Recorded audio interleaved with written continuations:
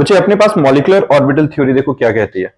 Molecular orbital theory के according सब पहले तो सीधा सा है भाई, हम जब केमिकल बॉन्डिंग के बारे में बात करें तो हमने क्या कहा था कि भाई एटम्स एक दूसरे के साथ कंबाइन करेंगे। क्यों कंबाइन करेंगे? स्टेबल होने के लिए, एक stable noble gas configuration attain करने के लिए। पर उसके अंदर भी हमने देखा एक्सेप्शंस थे, बहुत सारे एक्सेप्शंस आए थे जहां पे ऑक्टेट रूल की जरूरत नहीं थी, उसको किए बिना भी जो मॉलिक्यूल्स थे वो स्टेबल थे। अब हम मॉलिक्यूलर ऑर्बिटल कंसेप्ट को समझ रहे हैं। हमने ये कल समझा था कि जब दो ऑर्बिटल्स एक दूसरे के साथ ओवरलैप करते हैं तो एक्सियल ओवरलैपिंग हो सकती है या साइड वाइज ओवरलैपिंग हो सकती है। जब हेड ऑन ओवरलैपिंग थी तो हमने कहा सिग्मा बॉन्ड बना, जब साइड वाइज ओवरलैपिंग हुई तो हमने कहा था पाई बॉन्ड बना। सिंगल बॉन्ड हमेशा सिग्मा बॉन्ड बना रहे, डबल बॉन्ड में एक सिग्मा एक पाई, ट्रिपल बॉन्ड में एक सिग्मा दो पाई।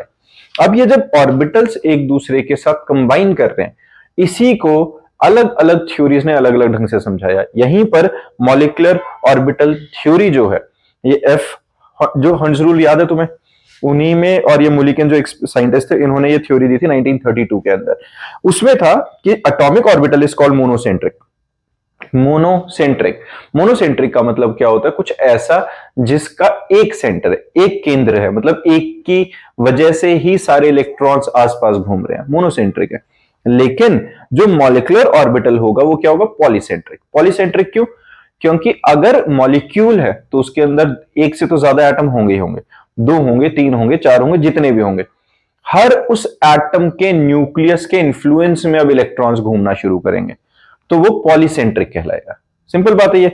When two atomic orbitals combine, two type of molecular orbitals are obtained. अब ये ध्यान देना, यहां पे क्या बात कर रहे हैं हम? जब एटॉमिक ऑर्बिटल एक दूसरे के साथ कंबाइन करेंगे, ओवरलैप करेंगे, तो दो तरह के ऑर्बिटल्स हमें मिलेंगे। पहला बॉन्डिंग मॉलिक्यूलर ऑर्बिटल, दूसरा एंटी बॉन्डिंग मॉलिक्यूलर ऑर्बिटल। बहुत छोटे में अगर बात करें तो ये होता है, अगर वही बॉन्डिंग मॉलिक्यूलर ऑर्बिटल के अंदर इलेक्ट्रॉन्स ज्यादा हैं तो मॉलिक्यूल की फॉर्मेशन होगी। अगर एंटी बॉन्डिंग के अंदर जितने बॉन्डिंग वाले में इलेक्ट्रॉन्स थे उतने ही एंटी बॉन्डिंग में इलेक्ट्रॉन्स आ गए तो बॉन्ड की फॉर्मेशन नहीं होगी, बॉन्ड ऑर्डर जीरो होगा। इसी चीज को हम आगे डिटेल में पढ़ेंगे और किस तरीके से इलेक्ट्रॉन्स फिल करते हैं उसके बारे में पढ़ेंगे। अभी अपने पास जब हम बात करें तो molecular orbitals obtained by addition of wave functions of atom. Wave functions पता है अपने को, जो इलेक्ट्रॉन के मोशन के अकॉर्डिंगली और उसके पाए जाने की संभावना, दैट इज प्रोबेबिलिटी डिस्ट्रीब्यूशन के अकॉर्डिंगली समझा रहा था हमें। तो वेव फंक्शन जो होगा, दोनों का अगर एडिशन आ जाता है तो हम कहते हैं मॉलिक्यूलर ऑर्बिटल मिल जाता है हमें। वो कौन सा वाला? Bonding molecular orbital. और अगर उन दोनों के सब्ट्रैक्शन के साथ बनता है तो हमारे पास वो जो कहलाता है वो एंटी बॉन्डिंग मॉलिक्यूलर ऑर्बिटल होता है। ठीक है? दोनों वेव फंक्शन का समीशन होगा तो क्या मिलेगा? बॉन्डिंग। सब्ट्रैक्शन होगा तो एंटी बॉन्डिंग। डन है? और यहां पर तुम एक चीज नोटिस करना, जब हमने बॉन्डिंग की बात करी है तो सिंपल जाय से रिप्रेजेंट किया है, अगर एंटी बॉन्डिंग है तो हम स्टार से रिप्रेजेंट कर रहे हैं। क्लियर है? तो स्टार बेसिकली, ये एस्ट्रिक है जो स्टार है, ये रिप्रेजेंट करता है एंटी बॉन्डिंग को। डन। अब बॉन्डिंग और एंटी बॉन्डिंग में हम कर क्या रहे हैं? सिंपल सा, जैसे बच्चे हम इन फेस और आउट ऑफ फेस की बात कर रहे हैं। बॉन्डिंग है तो दोनों के दोनों ऐड हो रहे हैं, मतलब इन फेस है, क्रेस्ट और क्रेस्ट, ट्रफ और ट्रफ बिल्कुल इन फेस आएंगे, कंस्ट्रक्टिव इंटरफेरेंस होगा, नेट एम्पलीट्यूड इंक्रीज होएगा, एक स्टेबिलिटी वाली चीज मिल जाएगी। लेकिन अगर एंटी बॉन्डिंग है तो क्रेस्ट पर ट्रफ आ जाएगा, डिस्ट्रक्टिव इंटरफेरेंस होगा, नेट रिजल्ट कुछ नहीं मिलेगा, anti bonding molecular orbital flat line मिल रही है। क्लियर है ये चीज? अब हम केमिस्ट्री के अकॉर्डिंगली समझते हैं ये वाला कि इसके अंदर है क्या। देखो अपने पास सिंपल फंडा जो रहता है, जिस तरीके से हम इसको रिप्रेजेंट कर सकते हैं, तो ध्यान देंगे। हाइड्रोजन से स्टार्ट करो, मैं ड्रॉ करता चलूंगा, कोशिश करो साथ के साथ बनाते चलो, अभी खत्म हो जाएगा टॉपिक। देखो सबसे पहले हाइड्रोजन से स्टार्ट करते हैं। हमारे पास जब हाइड्रोजन का मॉलिक्यूल बनता है, अपने को पता है H2 बनता है, सबको पता है। यहां पर दो हाइड्रोजन है, दो हाइड्रोजन है, एक हाइड्रोजन इधर और दूसरा हाइड्रोजन मान लेते हैं इधर। बिल्कुल ठीक है। इलेक्ट्रॉनिक कॉन्फ़िगरेशन दोनों की 1s1, दोनों की 1s1 हुई कि नहीं? दोनों के पास एक एक हाइड्रोजन है, तो एक हाइड्रोजन का ऑर्बिटल मैंने यहां बना दिया, एक हाइड्रोजन का ऑर्बिटल मैंने यहां बना दिया। एक इलेक्ट्रॉन इसमें है और एक इलेक्ट्रॉन इसमें है। ये बात समझ में आ रही है? क्लियर है ना? ये कंसेप्ट समझ में आ रहा है? मैं दोनों हाइड्रोजन्स को रिप्रेजेंट कर रहा हूं अभी। अब जब बॉन्डिंग मॉलिक्यूलर ऑर्बिटल होगा तो बॉन्डिंग मॉलिक्यूलर ऑर्बिटल का जो एनर्जी लेवल होगा वो इन दोनों से कम होगा, तभी वो स्टेबलाइज रह पाएगा। एटम्स के कंपैरेटिवली जो कंबाइन होके मॉलिक्यूलर ऑर्बिटल बनेगा वो ज्यादा स्टेबल होना चाहिए बॉन्डिंग वाला, और एंटी बॉन्डिंग वाला कंपैरेटिवली ज्यादा एनर्जी पे होगा तो वो अनस्टेबल रहेगा। तो ये एनर्जी लेवल को रिप्रेजेंट करने के लिए ऊपर और नीचे बनाया है। समझ में आई ये बात? तो जो बॉन्डिंग ये था, इसका पहला क्या था बच्चे, 1s1, इसकी भी इलेक्ट्रॉनिक कॉन्फ़िगरेशन 1s1। अब यहां से इलेक्ट्रॉन्स फिल होंगे। इलेक्ट्रॉन्स फिल किसके अकॉर्डिंगली होते हैं? Aufbau principle. क्या कहा था? Electrons are filled in lower energies, यही था। सबको पहले सिंगल फिल्ड करेंगे, लोअर एनर्जी से शुरू करेंगे। जब एक लेवल वालों पे एक एक इलेक्ट्रॉन मिल चुका हो तो पेयरिंग शुरू करेंगे। यहां तो एक ही ऑर्बिटल है, एक इलेक्ट्रॉन इधर से आया, एक इलेक्ट्रॉन इधर से आया और एक इलेक्ट्रॉन ये वाला आया, तो कितने हो गए? 2 हो गए। अब बाकी कुछ बचा ही नहीं। ऊपर वाले में क्या हुआ? 0। तो यहां इसको क्या लिखेंगे? सिग्मा 1s2, और इसका सिग्मा स्टार 1s0। स्टार क्या था बच्चे? एंटी बॉन्डिंग मॉलिक्यूलर ऑर्बिटल को रिप्रेजेंट कर रहा है। क्लियर है? डन है ये? तो इससे हमारे को अगर बॉन्ड ऑर्डर की वैल्यू निकालनी है तो बॉन्ड ऑर्डर क्या होता है? Number of electrons in bonding molecular orbital minus number of electrons in antibonding whole divided by 2। अब यहां देखो नंबर ऑफ बॉन्डिंग में कितने हैं? 2, नंबर ऑफ एंटी बॉन्डिंग में 0 बाय 2 कितना आया? 1। तो हाइड्रोजन और हाइड्रोजन के बीच में एक बॉन्ड बन जाएगा। इस तरीके से हमने बॉन्ड ऑर्डर निकाला। इलेक्ट्रॉनिक कॉन्फ़िगरेशन लिखेंगे अगर H2 की, मॉलिक्यूल की, तो क्या बनेगा? Sigma 1s2 sigma star 1s0। किसी को परेशानी इसमें? डन है। अगर यही मैं हीलियम के बारे में दिखाऊं, अब हम हीलियम के बारे में बात करें कि He2 बनेगा कि नहीं, तो देखो He2 का पहले हीलियम का सीधा से इलेक्ट्रॉनिक कॉन्फ़िगरेशन है, क्या है बच्चे? 1s2। ठीक है। अब दो अलग अलग कलर्स की तो जरूरत नहीं है, समझ में आ रहा है? एक साइड एक एटम है, एक साइड एक एटम। इसके अंदर 2 इलेक्ट्रॉन, इस वाले के अंदर भी 2 इलेक्ट्रॉन। इधर हमारे पास आया सिग्मा 1s, इधर आएगा सिग्मा स्टार 1s। 2 इलेक्ट्रॉन्स इधर आ गए, 2 इलेक्ट्रॉन्स बचे हुए उधर गए। टोटल 4 इलेक्ट्रॉन्स थे, 2 इधर गए तो 2 उधर गए। पक्का? बॉन्ड ऑर्डर निकालो। 2 - 2 बाय 2 0। बॉन्ड ऑर्डर 0 है, इसका मतलब इनके बीच में बॉन्ड की फॉर्मेशन नहीं होगी। सिंपल बात है। इसी के साथ एक काम करते हैं। देखो अब condition for combination of atomic orbitals क्या है? पहले the combining atomic orbital must have the same और नियरली सेम एनर्जीज। दूसरा, the extent of overlapping between the atomic orbitals of the two atoms should be high.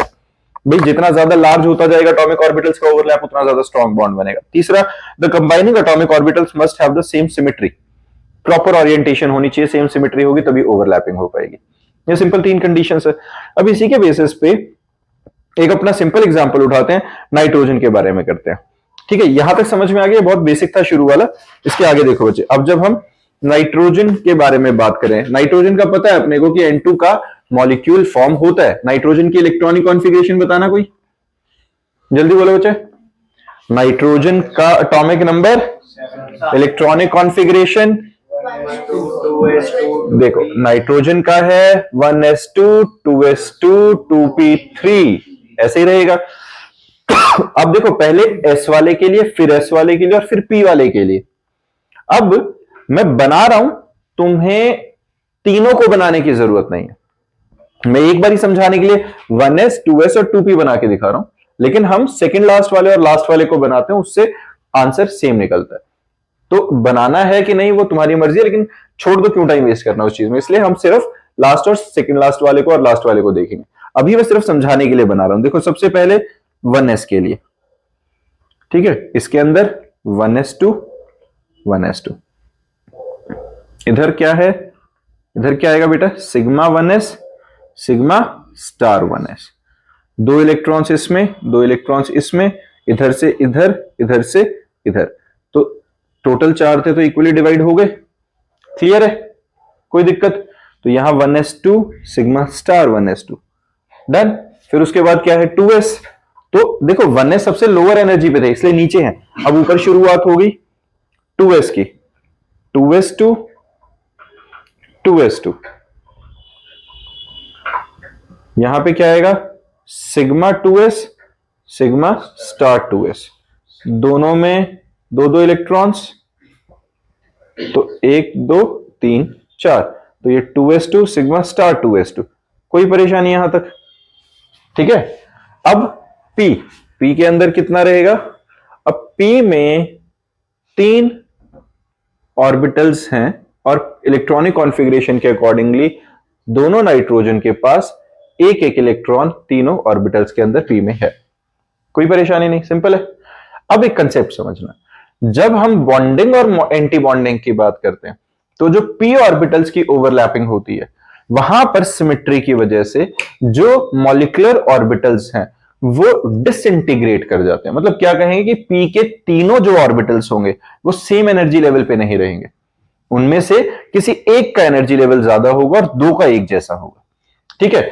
अब इसके अंदर भी थोड़ी सी सिमेट्री का डिफरेंस रहेगा, वो स्पेशल केस है 3 एटम्स के लिए, वो भी आगे मैं अभी बता दूंगा, लेकिन फिलहाल के हिसाब से बताऊं तो सीधा क्या रहेगा, 1 2 1 2। क्या याद रखना है?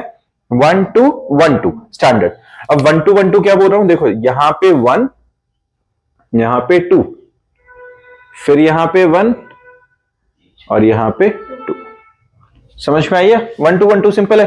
अब 1 2 1 2 के अकॉर्डिंगली हम कर क्या रहे हैं, इसके अंदर जो सबसे कम एनर्जी है पाई 2px पाई 2py सिग्मा 2pz। क्लियर है? और यहां पे क्या है, पाई 2px पाई 2py सिग्मा 2pz, और सबके ऊपर क्या, स्टार। स्टार का लॉजिक समझ में आ रहा है सबको? एंटी बॉन्डिंग के लिए किसी को दिक्कत है इसमें? Bonding anti bonding molecular orbital याद रहेंगे 1 2 1 2। अब यहां से इलेक्ट्रॉन्स फिल करने शुरू करो बच्चे, इलेक्ट्रॉन्स फिल करो।